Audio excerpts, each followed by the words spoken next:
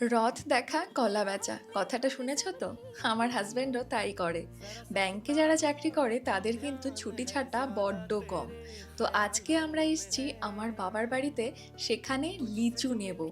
আর সেই জন্য একদিকে লিচুও নেওয়া হবে, আরেকদিকে আমার হাজবেন্ড তার হেয়ার কাটটাও করিয়ে নিল। লিচুগুলো দেখলে তো কেমন সুন্দর, তবে এটা কিন্তু শুধু দেখতে সুন্দর নয়, খেতেও অমৃত।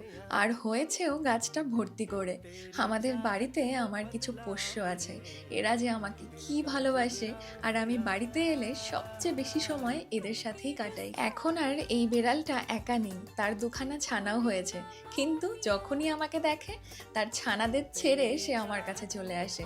এইদিকে এইসব করতে করতে আমাদের দুপুরের খাওয়ার সময় হয়ে গেছিল। আর আজকে মা রান্না করেছিল চিকেন, মাছ ভাজা সহ অনেক পদ।